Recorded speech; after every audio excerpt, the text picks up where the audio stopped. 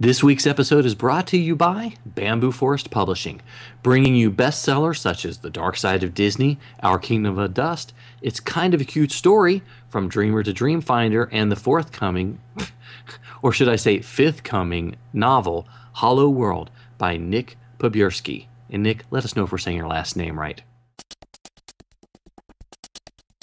Communicore Weekly. Come on and get geeky. We bob around boats and five-legged goats. Communicore Weekly. You might catch some freaking. You waited all week. I'm sure you already know that it's the greatest online show.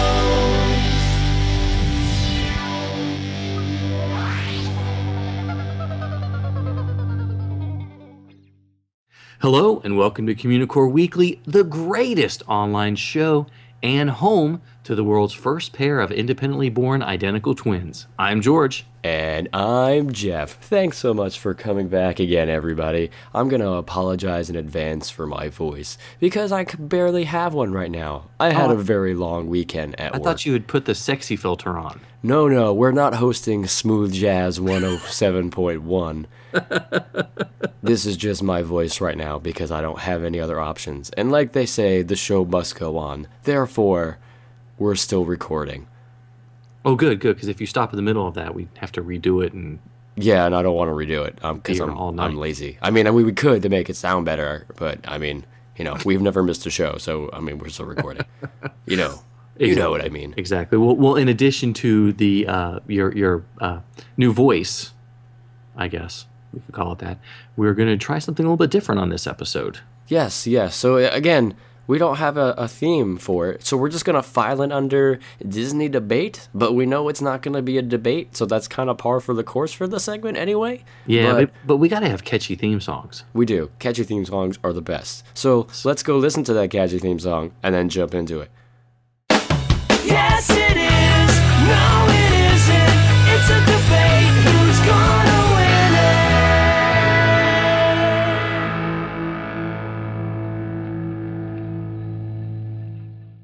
Well, cadets will know that we always have the same thing. Disney history, we do my book of the week, we'll do a food report, our bathroom break, the GOAT, but we're going to try something a little bit different. And we're not sure how long this segment's going to go because we're going to try to have an actual discussion this time. And we can promise you it's not going to be more than 25 minutes, We know how we are. But we usually don't talk about stuff that's really topical because we don't want to date the show. We like the show, but not enough to date the show, I guess is what. We're kind of friend zoning the show. We're kind of friends with the show. But, yeah, that's it. But so we stay away from topical, but this is something that a lot of people are discussing now on the Disney community, and it's gone past the Disney community and hit major news outlets, and everybody's weighing in on it. We wanted to give our 2 cents and offer some discussion because we know we have a really huge audience. We do, trust us on this, and we'd like to get some stuff out there. So what are we talking about? Well, what are we talking about, George? With that introduction, was that enough of a ramble? Yes, it was. Oh, fantastic. So, we're talking about the guest assistance card and the possibility of it going away, and the new program. Well, I just may have put my foot in my mouth. The new program called the Disabled Assistance System, or DAS, which is really weird to say. I think it's actually called the Disability Access Service card. Okay, it is the same initials, but I think it's the Disability Access Service card because it's a brand new program that's going. Gotcha. And the system is the whole project itself. Okay. Yes. That makes sense. So, I guess we should talk about what it actually is first before we talk about it, right? Yeah, because previously what happened at the Disney parks is and we may use some politically incorrect terms, please forgive us. We're talking, off the cuff, and we don't mean to offend anybody. If you had some sort of a disability, you were able to go to guest services and get what was called a guest assistance card. And generally, they didn't ask to see anything. I've had a few of them with my family, and we've taken doctor's notes with us for various needs. And the GAC, as it's referred to, was always called a golden fast pass, is what it was called, because basically there were 6 iterations of it, but most of them would basically let you bypass the normal standby line and either enter a fast pass line or enter through the exit of the attraction. And, this worked out very well for people that may have had issues with waiting in line, issues with standing in the sun, mobility issues, crowd and anxiety issues. But sadly, last May, there was an embarrassing expose. And Jeff, why don't you tell us a little bit about that? Not that you were the embarrassing expose. No, I was not the embarrassing expose, but no. There were some stories that were uncovered of rich people hiring people that would get these passes either pretending to be disabled in some way, or they actually had some kind of disability, but nothing that was overly enough to hinder them in any way, and they were paying them hundreds and hundreds of dollars and thousands of dollars to take their families into the park to get them to the front of the line. And we in the Disney community, we know there's been a problem with this system for years. And of course, once the media got a hold of this story, it just blew up like wildfire, and it went everywhere. A lot of major news outlets followed up on the story. We don't exactly know what happened to these people that were, that were in the story that were being followed on their cover. But, obviously it opened Disney's eyes, and now they have a new system to kind of try to deter it. And again, that new system is a Disability Access Service Card. And basically what it is at first it was a rumor, now it's official. October 9th is when it goes into effect. You go to Town Hall, you apply for your DAS card for the day. You only get it for that one day, and whoever has a disability has to get their photo taken. Not sure if that's breaking any laws or anything, but apparently they have to get their photo taken, which will be checked later on. So they get their photo taken, they go to kiosks that are placed throughout the park, and they say, okay, we want to go on this attraction or this attraction. Whoever's running the kiosk sees how long the wait time is for that attraction. If they want to go on Space Mountain and the wait is 60 minutes, they write them a pass for 60 minutes from that time that they asked to go on that attraction. So they do that, they sit and wait for those 60 minutes to go by, they go on the ride, and then they come back to the next kiosk, wash, rinse, and repeat. They do that throughout the entire day. Yeah, and right now, as far as what we've heard, or what we understood, or understand, is there are 4 kiosks located at Disneyland and 3 at Disney California Adventure. Yes. So it's not like the Fast Pass machines. No, yeah, it's not like at every single ride. Well, again, let's step back a little bit. I did hear from some people that there's only going to be that many in the park when the program goes park-wide. Right now, they apparently have a kiosk at almost every single ride entrance for this to kind of test it to see how it goes. But when it's actually implemented on October 9th, they will only have those 4 kiosks.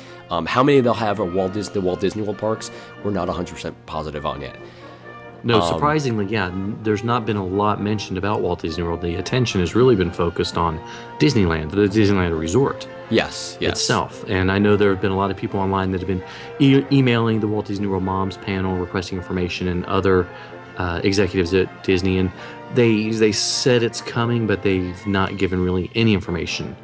Yeah, they're holding a lot of it back for some reason. And for something that's supposed to be implemented, at the date of this recording, it's in like 2 weeks. So we really don't have a lot of information about it. And like George said earlier, again, pardon us because we're kind of talking off the cuff, and we're also going to play devil's advocate a little bit with this too. So just kind of bear with us on this, because to me, and this is real talk, this is kind of an issue that I have a lot of personal issues with, because a lot of I moved out here to California to pursue a new career, and the job as it was pitched to me was not how it actually was when I got here.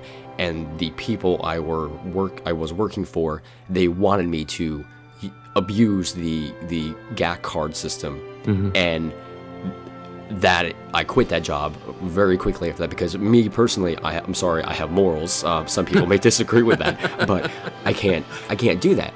And I felt like a terrible human being if I had to do that. And that was nothing that was ever mentioned in the job description whatsoever. So first of all, I've never said that outside to my group of friends, so cadets, I appreciate you, taking that into consideration. You guys know me, I would hope at this point that I would never do something like that if I knew beforehand. So, of course, I quit that job, and I have a way, way better job now being a social media manager for a big company. But, so for me, this is a personal issue, because I really hate the rampant abuse of the GAC system. And, I mean, we all know what's happening, and it's abused heavily, and we're just not sure yet if this new system is going to be any better. Yeah, and it's not necessarily looking for. Yeah, I will agree. There was rampant abuse with the system, hands down. And I'm going to come at it from a different perspective. My brother, who does a lot of the music for the show, his oldest child is on the spectrum.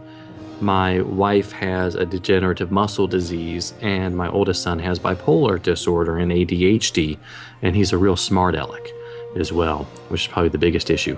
He's a teenager. What do you expect? So I'm coming at it, from looking at a vacation from that perspective, I guess. And Jeff and I sort of agreed we wouldn't get emotional, start yelling and screaming, but we might.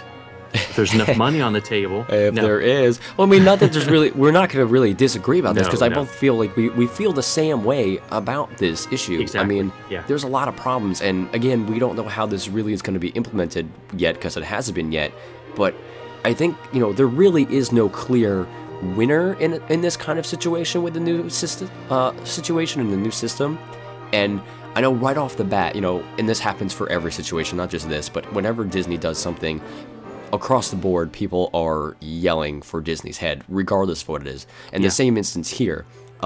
This time, they're saying that Disney's not thinking about people with non-physical disabilities when it comes to this. And I have to kind of disagree with that, because I think they very much are taking them into consideration, but they're kind of trying to find a happy medium between everyone with a disability. They can't have separate guidelines for separate disabilities, unfortunately, because they can't ask people what their disability is, because it violates many, many laws. Like, it is against the law for them to do that. Sure. So I can see how this new system, if it's going to run exactly as it was described, I can see how it severely limits the enjoyment and the number of attractions that guests with any sort of disability or physical or otherwise can do in one day. Exactly. By a lot. And we also don't know how, at least at Walt Disney World, how the My Magic Plus, the Magic Bands, are going to affect this as well. Because I know that was part of the reason for implementing, the My Magic Plus and the Fast Pass Plus was to sort of alleviate the need for the guest assistance card, since people could plan their day. And that makes a lot of sense. I think when it comes down to it is, coming from a personal standpoint and from people that I know, it's going to change the way we vacation totally. And honestly, a Walt Disney World vacation isn't going to mean the same thing, or a Disneyland vacation, because it's going to change it in such a way where it's going to be even harder or tougher for people with certain disabilities to enjoy a vacation like that. I mean, a Disney World vacation is expensive. It is very, very expensive, and a lot of money and a lot of time's involved in it. And if you have a disability that keeps you from a lot of mobility issues throughout the day, I mean, of course, I'm going to bring my own personal stories into this, but with my wife with the degenerative muscle disease, after a few hours of walking, her legs stop functioning. So on the previous plan, the previous way with the guest assistance card, we could get a lot done during the day, see a lot of attractions, and then rest and relax and do other things without that stress.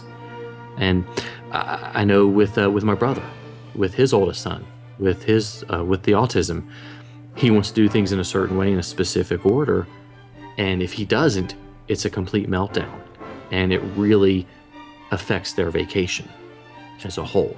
And that kind of thing will make it difficult with this new system to kind of handle. And I guess that's one of the downsides of this new system. But again, it's really hard for them to create a system that works for absolutely everybody. There is no 100% foolproof method that will work for everyone. Exactly. And again, even the old system and this new way that's going to go about it, people are screaming, this is unfair to normal people. These people don't deserve like any special treatment.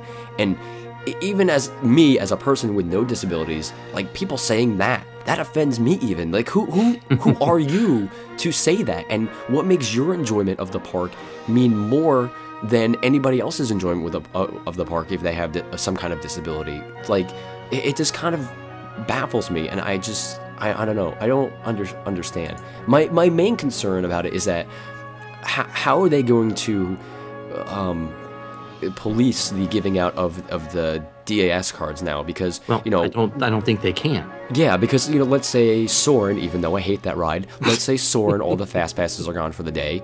The wait time is, 120 minutes. What's to stop a family from, or someone going to, guest services and saying that they have some kind of disability problem and they want a DAS for the rest of the day? They're pretending to just get there. And that becomes their free fast pass for Soarin' because all the real ones are gone. Well, so, they can use it throughout the day as well. I mean, yes. Yeah. And they could even walk in, and if there's 5 people in the family, they could each get 5 of the cards. Provided they walk up individually. Yes, they have to go individually, of course. Yeah. So there you go. It's still, I agree with you. There's no perfect way. My family, we would not have an issue with providing notification voluntarily of our medical needs. I know a lot of people won't do that. Yeah, some people aren't comfortable, but you're part of the families that are. Exactly, and that's it's. I don't know. This is an emotional thing with people, which is what makes it so difficult. Exactly, and it's not like I'm not asking for a free ride or anything like that. I mean, there was a point because of the medication my oldest son was taking, he was crashed by 8. There was just no way around it. He was asleep. Which was good in some cases, but not when you want to see the fireworks. I wasn't going to scream and yell and rant, for Disney to have an earlier firework or parade show. We did the vacation that we wanted to do. And I think in this case, I'm going to come back to the same thing. It makes it where it's going to just be so much more stresses involved in vacations for people that already have a lot of stress in their lives. Yeah. As well. I think I saw the best post in the world from, I don't remember the blog, but she basically said, I would trade every guest assistance card I ever got, every front of the line pass to have a healthy, normal child that could wait in line in the sunshine for an hour in the hot summer and enjoy it. And again, unfortunately, there are many people that they just can't do it physically or mentally, and that's fine. And again, it kills me that some people feel like it's a burden to them that this quote unquote special treatment that people with disabilities are getting, and I disagree with them. I mean, there's nothing, they really should not have any less enjoyment in the park than anybody else does. They're people too.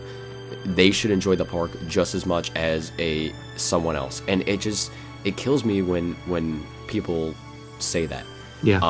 And I know there are a lot of people right now on both sides of the issue that are yelling for Disney's head, and I just really wish that however it's implemented, however it comes out, however things run the first couple of weeks, Disney, I really think, has everyone's best interests at heart and is really working to solve this problem and really trying to find some kind of middle ground so everyone is happy and everyone can enjoy the park. And will they do it? I hope so. Is it going to be perfect at first? No, it's definitely not. There's going to be issues when this is implemented on October 9th, without a doubt. It's, what else, scares me too is they're rolling out this new program along with the Magic Bands and the My Magic Plus. So there's going to be a lot of confused people. A lot of people that, I've got friends that are traveling and people I'm helping them plan their trips because that's something I love doing.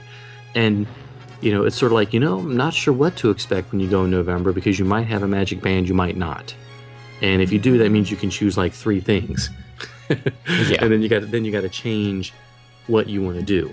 So, I think, Disney's a huge company. Sometimes they do things for the bottom line. Sometimes they do things for PR. Sometimes they do things strictly for the guest. And, I go back to taking my mom before she passed away. She was in a wheelchair the last few trips we took, and they treated her like a queen. We didn't ask for the guest assistance card. We didn't know it was there at the time. But they, and she didn't want any special treatment.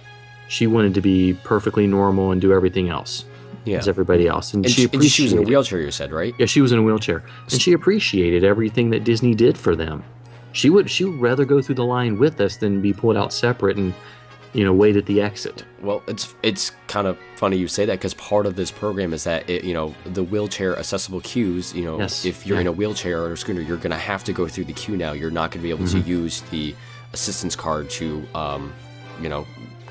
I don't want to say cut the line, but to do that, if the queue is handicap accessible, they're going to make you wait, which in some cases it totally makes sense, but in other cases, for people who don't have physical disabilities, who have disabilities which cause them to not be able to wait, then that's going to cause a problem. And sure, it's again, it will cause issues. It will be a problem, but I really do have faith that Disney will work this out in some way, and they really want to make this system better. They don't want people to abuse it anymore. They want this to work. They want everyone to have a great time. This is not a publicity thing on their end. It's not a money thing on their end. I really think that they are doing this to have the best interest at heart for everybody. And I would hope that, all the cadets listening, know us, and we're not pixie dusters. We love the Disney company. We don't always agree with everything they do.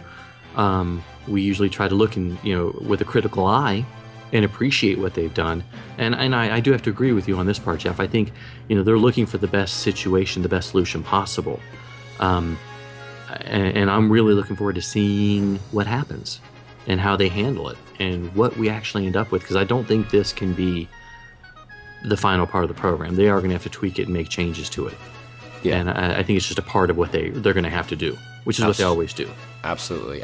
And I'm speaking for myself and George, we would both really love to hear from you guys about this topic. I mean, we want to hear your comments. We want to hear what you think about it. And this is a conversation we would love to have. So let us know what you think. I mean, we want to hear. We are extremely interested in what you are thinking about this and how you think it will affect your park going, whether you are disabled or not disabled. We want to know. Yeah, please leave us a comment, send us an email.